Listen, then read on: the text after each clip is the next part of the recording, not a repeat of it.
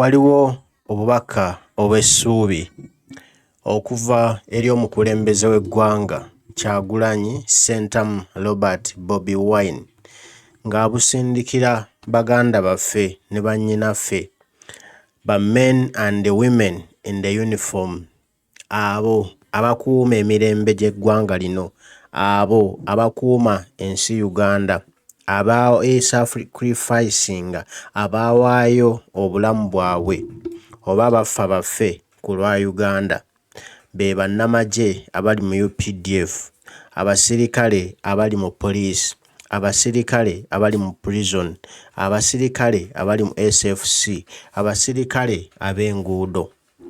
Obubaka buno omukulembeze Kyagulanyi Ssentamu Robert Bobi Wine abukoze specifically ku lw'abo abakwatamundu abali mu byambalo. Asoose n'atunuulira embeera eri mu ggwanga leero ng'abasirikale beekyaye olw'okuba nti omusaala mutono, ate mutono naye tebagusasulwa, tegubaweebwa, ne babeera mu mbeera ey'okubonaabona obugigi, okulumwa, ng'ate baalayira okukuuma eggwanga Uganda, naye ate eggwanga Uganda abakulembeze abalirimu nga tebafuddeeyo kuwa ssente zimala oba ssente ezisobola okubaako kye zikola mu bulamu bw'abasirikale baffe, ssente ezisobola okusitula ebyobulamu byabwe nga ensula ennungi, nga ebyenjigiriza, obasobola okusomesa abaana baabwe obulungi nga ssente bazisobola okufuna ensimbi ezisomesa abaana baabwe, ebyobulamu okusobola okujjanjaba abaana baabwe, bakyala baabwe ewaka be balekayo, n'okulaba nti basobola okulabirirako ab'eŋŋanda nabo okuba n'obulamu obulungi, okubaako ne waabeera ewalungi, ate n'okuba nti nabo basobola okuwummula oli w'ayagalidde bw'aba ng'ayingidde amagye ng'asobola okuwummula essaawa yonna w'ayagalidde. Tebamazeemu myaka 5 kati njagala kuwummula ngende nkole ebirala nga kikkirizibwa, nga so si bino bye bayingira mu magye n'abeera ng'omuddu nga talivaamu paka lw'alikaddiwa, ate nga ne ssente tezongezebwa, omusaala tegwongezebwa, amayinja tegalinnyisibwa, balinnyisa bamu na bamu. Ebyo n'ebirala bingi ebiviiriddeko baganda baffe abali mu uniform okutaama ne beenyiwa, ne bawulira nga beekyaye, ne batandika okwekuba amasasi okwetta, ne batandika okutta bannaabwe, ne batandika okutta abo be bakuuma kubanga obwongo bwabwe tebuli stable olw'ensimbi ze bafuna. Balowooza nnyo naye ate bakola nnyo naye ate ne bafuna kitono nnyo. Bye bisitudde omukulembeze w'eggwanga Kyagulanyi Ssentamu Robert Bobi Wine n'ebyabadde Somalia baganda baffe gye baafiiridde obwereere, Al-Shabaab be baalumbye enkambi ya Uganda ne bakuba baganda baffe ne babaseesa buseesa awatali musango, naye olw'okuba nnakyemalira ayagala okubalyamu ssente okuva mu UN yabatwala mu nsi etali yaabwe balwanire bye batamanyi, kati baliyo babatta olw'ensimbi za UN. Nakyemalira Museveni zajjayo n'azirya ate n'amala n'azibalangira, kyokka nga bo n'ezaabwe zibaweebwa tazibasasula. Bino binyiizizza President Kyagulanyi Ssentamu Robert Bobi Wine n'asalawo abeeko obubaka bw'atuusa eri baganda baffe abali mu uniform, era obubaka obwo butambula bwe buti. Nsaba oweeyo akadde tutambule bulungi, obubaka buno tubutegeere.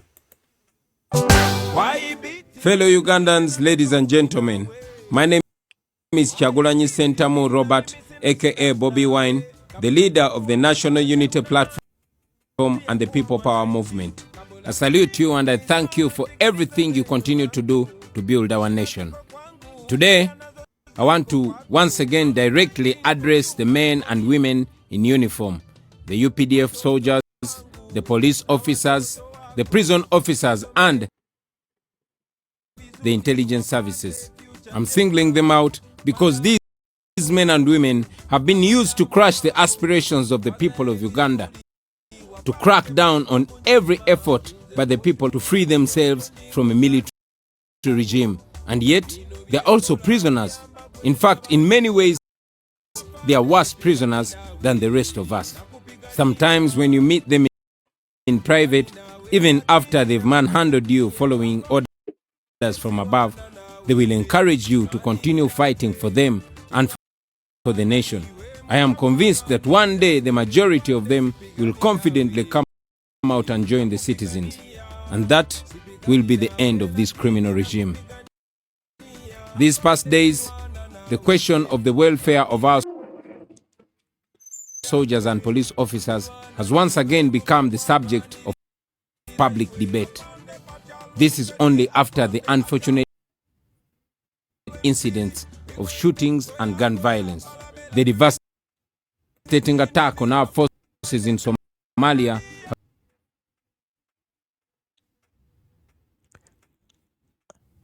has also brought to the forefront the plight and welfare of those deployed to fight outside Uganda. You all remember that in our 2021 manifesto, the welfare of our men and women in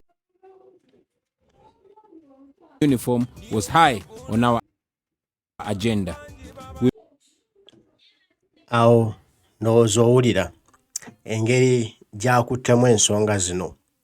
Okuttibwa oba okwetta kw'abasirikale baffe kuyitiridde ng'entabo yonna eva ku musaala ogubaweebwa, ng'entabo yonna eva ku ssente ezibaweebwa, n'abo abaasindikibwa e Somalia ne battibwa, era nakyo ensonga eri ku ssente nti baagamba katugende ate batusindiseeyo ate tugenda kufunayo ke tufuna, naye ne ke baabasuubiza okufuna nga bagenze Somalia tekabaweebwa. President Kyagulanyi agamba nti yekka yalina manifesto, yalina enteekateeka ennungi eri omusirikale wa Uganda. Omusirikale wa Uganda enteekateeka gy'agenda okweyagaliramu afune omusaala oguli yadde ogwakakadde ogutandikibwako nga oli asobola okubaako kyakola n'apulaningira famire ye, n'apulaningira obulamu bwe nti bwe nkolayo emyaka 5 nja kuba nkozeeyo kino na kino mpummula amagye, bwe nkolayo emyaka 10 nja kuba nkoze kino na kino mpummula amagye, amagye gaberenga starting life ng'oli ajjamu okutandika obulamu bw'amala okubaako kyafunye ng'ate awummula nga n'abalala bayingira. So si gufuula mulimo gwa lubeerera nti oli abeere mu magye lubeerera ate nga ayagala okufuluma naye nga takkirizibwa. Ekyo Kyagulanyi ayagala kiveewo era alina enteekateeka ennungi ku bigenda maaso mu ggye ly'eggwanga Uganda, mu poliisi, mu UPDF, mu b'amakomera, byonna embeera si nnungi nga walina okubaawo ekikolebwa. Kyagulanyi byazze okwadressinga, byazze okutereeza ng'abajjukiza nti manifesto ye yalimu bino na bino ku nkola ku basirikale baffe abali mu uniform, ba maama ne ba taata. We made it clear that people who are keeping our country and its borders safe cannot continue earning peanuts and living miserably, and then we expect them to do their work effectively. This is because we understood that a hungry man is an angry man. The violence unleashed on the population is sometimes because they are living under so much stress. Ndowooza okawulidde ako nti abasirikale baffe bayala ate nga basunguwavu. Nti olw'okubanga bayala ate nga basunguwavu, obusungu obwo babukwata ne babuteeka ku bannayuganda. Buli wabeerayo okwekalakaasa, buli wabeerayo okulaga obutali bumativu, ne weebuuza nti omusirikale gwe siina kye mumukoze, lwaki ankuba bw'atyo okunfiirako, lwaki ankuba essasi nga byenneekalakaasa biri mu mirembe ate nga nnyamba naye. Omukulembeze akiggyeyo obutereevu nti bano balina stress, balina obusungu, balina enjala. Kati enjala n'obusungu bwe byegatta bivaamu kwekyawa na kwetamwa. N'atajjukira nti bano bannange nze nina okubakuuma, wabula n'atandika ate kutta bussi baalina okukuuma. nti awo kiba kivudde naye mu ngalo ze oyo omusirikale akutte emmundu olw'okuba tafiibwako talowoozebwako ng'agamba nze anaalinfaako nze. Kati olw'okuba tebalowoozebwako mu gavumenti ya Museveni yeerowoozaako yekka, Kyagulanyi kyava agamba nti bino birina okukolebwa era gavumenti ya Museveni erina kuvaako bikolebwe. Bw'anaaba akyaliko tebijja kukolebwa. Bannamagye mmwe mutwegatteko tukyuse eggwanga lyaffe, tuggyeko nnakyemalira abafuga obumbula, abaleetedde stress ezitandika okwetta ewatali musango, abalumisa enjala, abaleetedde obusungu obunene. President Kyagulanyi by'agamba.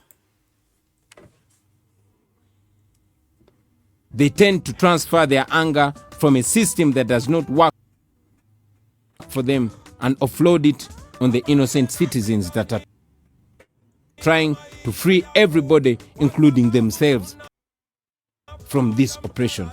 It is a shame that some of our men and women in uniform actually earn as low as 380,000 shillings, $100.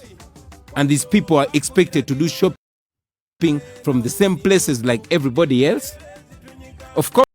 Naye gwe ulira omusirikale wa Uganda afuna $100 na 10 kuba emitwalo asatu gy'afuna omwezi. Oyagala agende awerereko omwana, oyagala agende ajjanjabeko omukyala naye yejjanjabe, oyagala agende alabirire ewaka akoleko shopping w'ewaka amazaako omwezi, ebyokulya, ennyumba, ensula, entambula ku $30 nga gwe Museveni buli nnaku okozesa akakadde ku ngoye, okozesa akakadde ku kulya, okozesa akakadde mu buli lunaku, nti buli katikitiki Museveni akozesa obukadde 2. N'obuuza nti ye biki byakola. Ate abasirikale bo abakola omwezi, abasula mu mpewo, abasula mu nkuba, abasula mu musana, n'abawa ensimbi entono kyokka ye ng'atuula mu AC obudde bwonna. Nti bino effuga bibweriti lirina okukoma bunnambiro.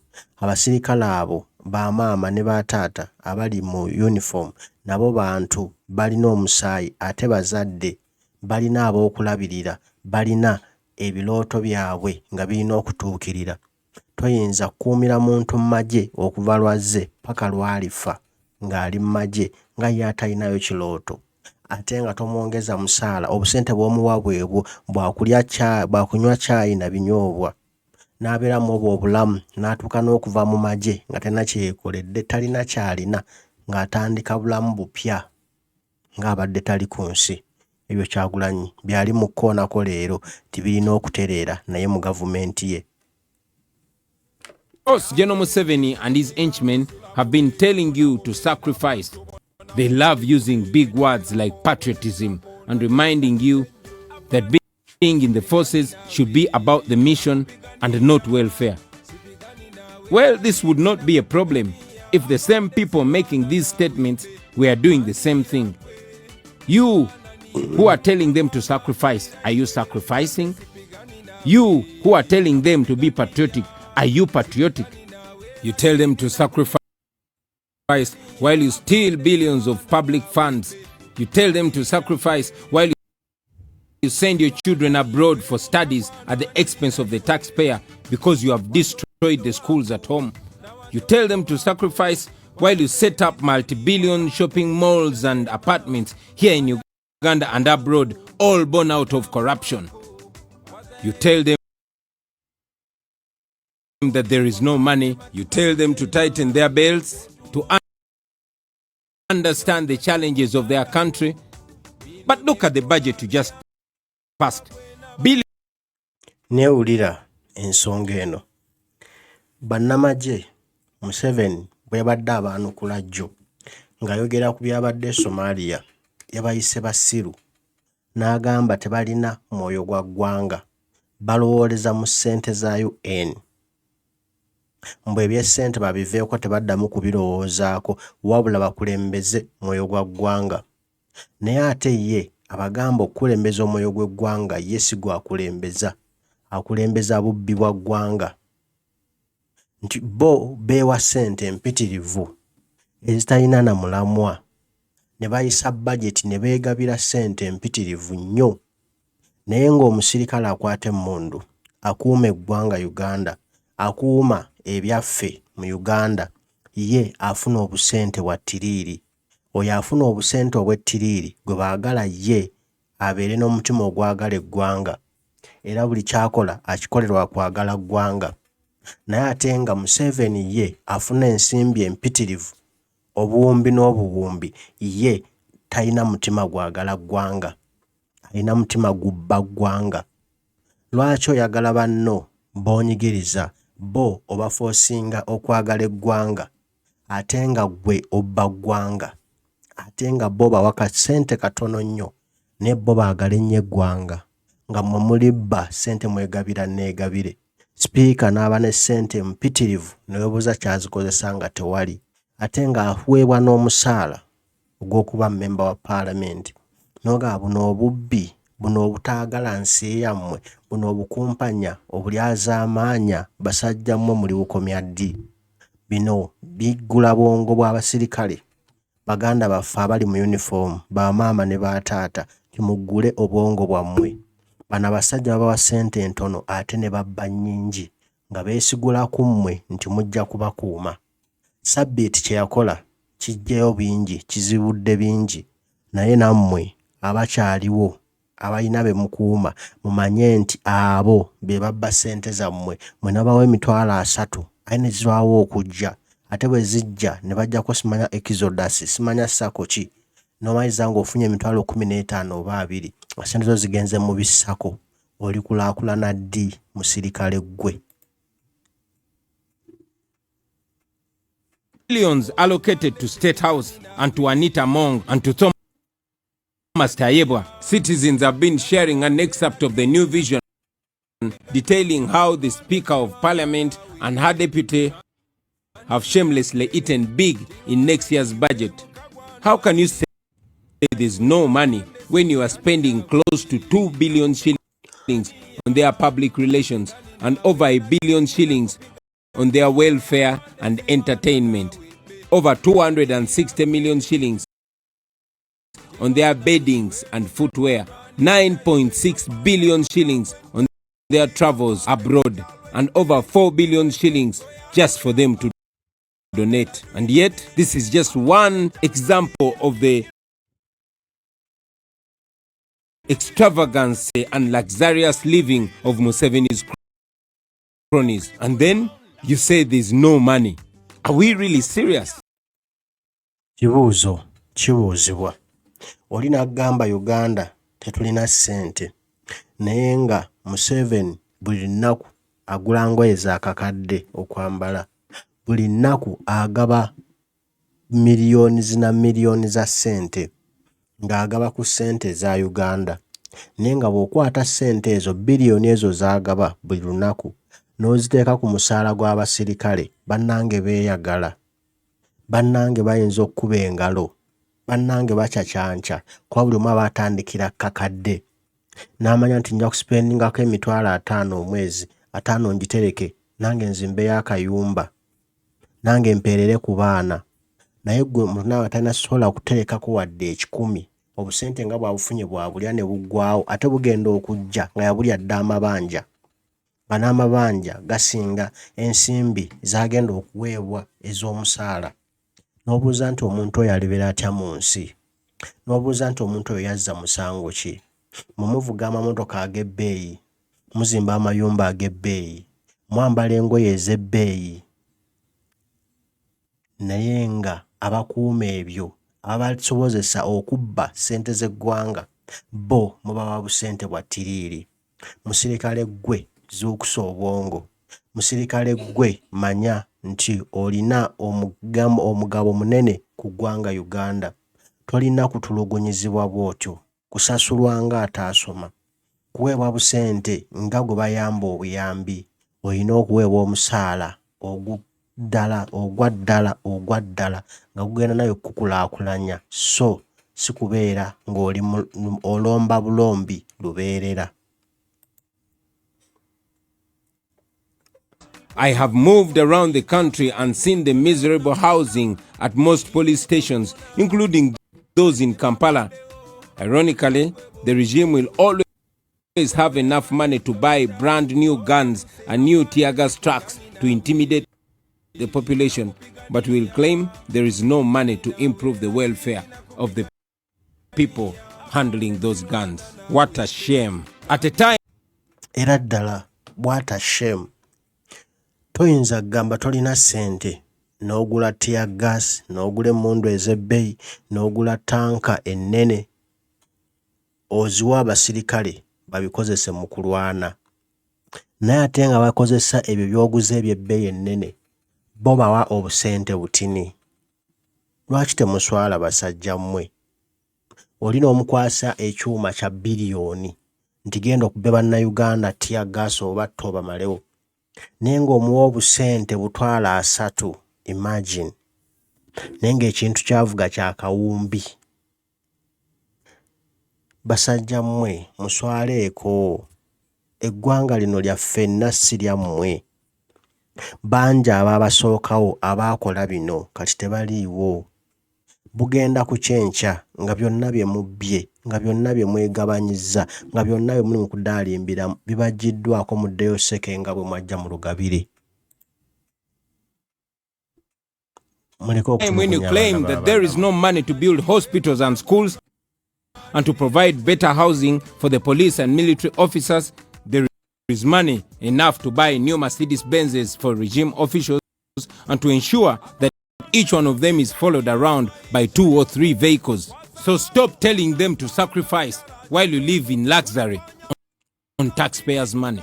Our country is now condemned to pay billions in reparations to Congo by the International Court of Justice because a small clique of senior officers connected to Museveni went in and stole gold and timber and other mineral resources using you, the soldiers. As they were enriching and turning themselves into billionaires overnight, they were busy telling the junior soldiers to fight on and sacrifice. How shameless. We talk about improving the welfare of our forces, not just for politics. We talk about it because we know it is possible. We have enough resources to ensure that they are paid better and live in dignity if we have our priorities right. We have questions about the classified expenditure, almost 3 trillion every year. What does that money do apart from siphoning it and using it for patronage? Nange ekibuuzo ekyo nkyebuuza. Ssente za classified budget zibawa Museveni buli mwaka. Biliyoni ne biliyoni za money za ssente azikozesa ki? Lwaki ssente ezo teziuteekebwa ku musaala gw'abasirikale baffe? Lwaki omusirikale afuna obusente butini naye nga Museveni waliwo biliyoni zaatuddeko mu State House kwagabira abayimbi mbu balwanyise Bobi Wine, kwagabira abategesi b'ebivvulu mbu balwanyise Bobi Wine, kwagabira abavumi ba kuno mbu bavume Bobi Wine, naye nga ezo ensimbi yandiziwadde omusirikale ali mu uniform ne yeeyagala. Lwaki omuntu avuma Bobi Wine asasulwa ensimbi mpitirivu obukadde 1,000 ng'omusirikale akuuma eggwanga akutte emmundu ku makya kawungeezi ku makya aweebwa emitwalo 3? Basajja mmwe muli balyaz'amaanyi, basajja mmwe muli balyake, basajja mmwe muli bakaafiiri.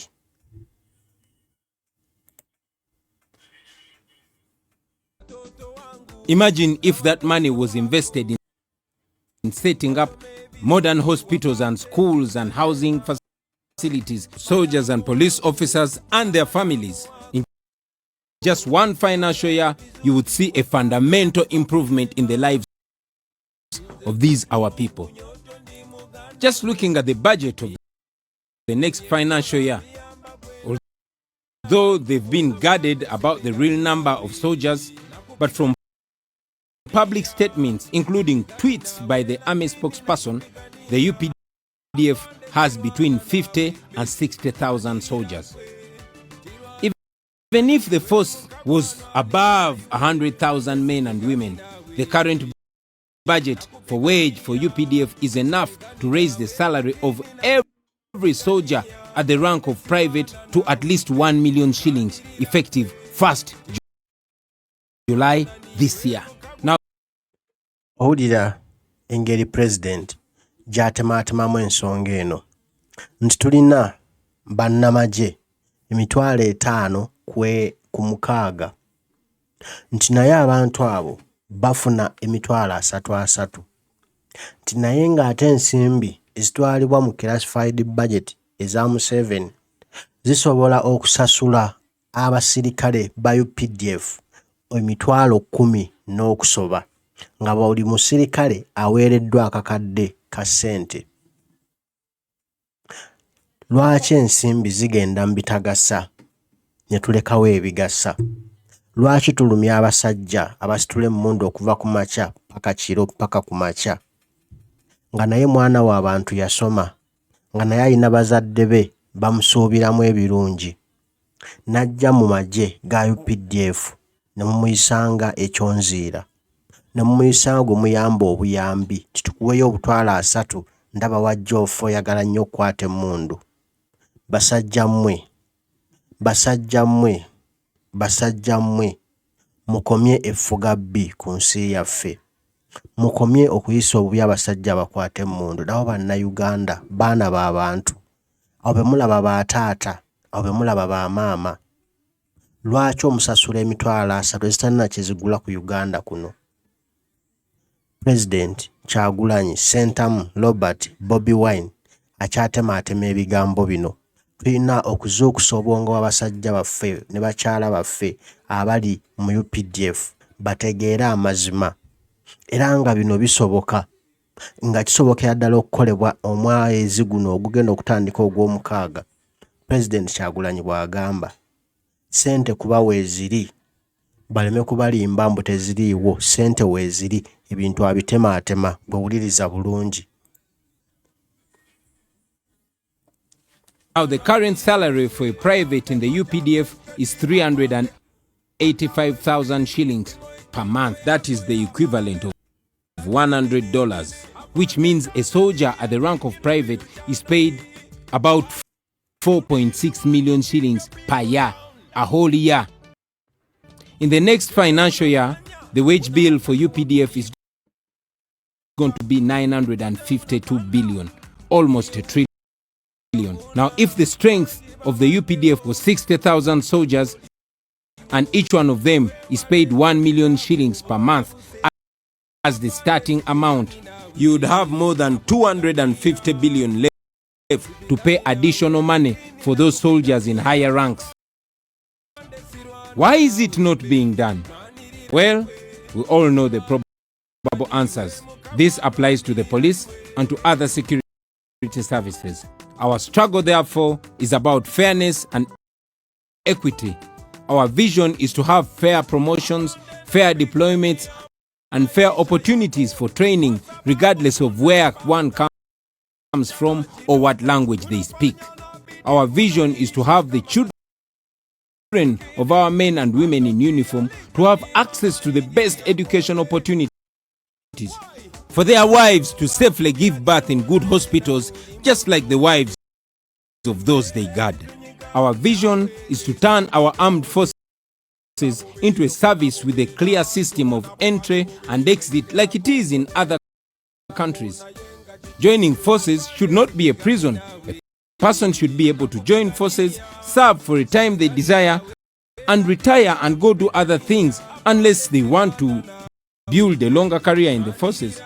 And they should also be well appreciated and well rewarded so that they retire with dignity. These are all achievable if we have a government elected and accountable to the people of Uganda, and security services are there to serve the people of the country, not to ensure that the regime stays in power. Therefore, I appeal to you all, brothers and sisters, to reflect about these things, to think about them, and to work towards the economic, social, and political freedom of every citizen, and not just a few. Remember, we are not fighting you, we are fighting for you. Situpigane na nyinyi, tunawapigania nyinyi. Bino byenkola biyamba ensonga ozuulidde for God and my country. Gwe omukyala n'omwami ali mu uniform. President Kyagulanyi atemyetemye ensonga zino bulungi. N'agamba nti singa muli emitwalo 6 egya UPDF, buli muntu n'afuna akakadde k'ensimbi, abasirikale mwenna mujja kufuna ensimbi zisigalewo obuwumbi obusoba mu 2 kwezo obuwumbi olwenda obwateereddwawo ng'okusasula omusaala gwammwe. Nti singa bawa akadde kamu kamu buli musirikale, obuwumbi 2 n'okusoba bugenda kusigalawo ku buwumbi olwenda. Obuwumbi ebibiri bikwatibwe mu kusasula bannamagye abanene abalina ziranka ennene. Ndowooza olaba atemyetemye ensonga nti ssente ziyita nga zirina okubasasula nga zisaanidde, naye abasajja ne babba nzibe ne baagala okubafuga obumbula, ne baagala okubafuga nga bazonto, ne baagala okubatwala nga bazzolo, nti mmwe mulina kubeerawo nga mulomba bulombi. Kubanga munnamagye bw'anaba mwavu ajja kuba awulira bye bamugamba, mbw'ajja kuba awulira orders. Naye bw'anaba mugagga butajja kuwuliriza orders. Moreover ajja kuba amanyi soon ngenda kufuluma. Omukulembeze agambye mu mawanga amalala omuntu kimwanguyira nnyo okuyingira mu ggye n'okulifuluma.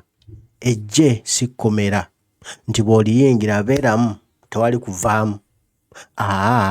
Bw'oyingira manya nti ngenda kusaavinga eggwanga lyange nga ndi mu ggye lya UPDF emyaka 10. Bwe ngimalako mpummule nja kuba nkoze ABCD.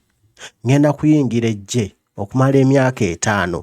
Bwe ngimalako nfulume ngende onkolo ebyange. Ngenda kubeeramu emyaka 3 bwegiti nfulume nga kintu kiri kiriya nga kirambikiddwa bulungi, oyingira n'ofuluma. So se ebyaleero kasita oyingira kabanga akanyoobwa tovaamu. Ne bw'osaba nti njagala kuwummula agannyabo tovaamu, at least bakutta. Nti amagye tegalina kubakkomera. Omuntu abeere nga yeeyagalira okuyingira n'okufuluma nga yeeyagalira. Bw'alaba ng'afunyeewo chance endala ng'asobola okugenda n'akola chance endala. Lwaki omuntu omusiba mu magye ng'ate yajja ayagala n'omufuula nga ekikolimo? Ebyo omukulembeze Kyagulanyi byayogerako nti birina okukyuka ne tufaanana n'ensi endala ezaatuleetera enkola y'amagye wano eno ey'abakoloni nga bwe zitambuza amagye gaazo. Lwaki ffe ebye Uganda tubiyisa bulala? Ne twegaggawaza abakulu ne twewa omusimbi omutete munene, naye ate nga bannaffe abasiiba mu musana, abasiiba mu nkuba, abakwata ekimundu ku makya n'olweggulo ne bambala bibbode ama ku makya n'olweggulo nga bo babonaabona. Basajja mmwe mufe ku ggye lya Uganda. Bwe mugaana oddifaako ffe tugenda kujja tubaggyewo eggye lyaffe litereere. Ebigambo bya President wa ggwanga omulonde ow'e10 era Commander in Chief ow'e10 of Armed Forces Kyagulanyi Sentamu Robert Bobi Wine. Ensonga z'abasirikale zimuluma. Obulamu omusirikale wa Uganda bw'ayitambuliramu bw'ayitamu bumuluma. Bino tabyogedde lwaleero lw'embeera eriwo. Yabyogera ng'atongoza manifesto ye ng'okwesimbawo ng'omukulembeze w'eggwanga. Baakozesa ate mmwe okumulemesa. Kyokka bwe baamala okumulemesa kati muli mu kukaaba, muli mu kwetta. Ensonga lwaki bimulumye n'asalawo ajje abajjukize nti ffe bannayuganda, munnamagye oli munnayuganda. Ng'oggyeemu ekyambalo ekyo osigala oli taata, oli maama, oli munnayuganda. Obulamu bw'empitamu naye bw'otambuliramu. Twetaaga ffenna obulamu obulungi n'ensi ennungi. N'olwekyo temukozesebwa kulwana bagenda kubanunula. Mukozesebwe okukuuma ekitiibwa ky'eggwanga lyaffe Uganda. Omukama Katonda abankuumire.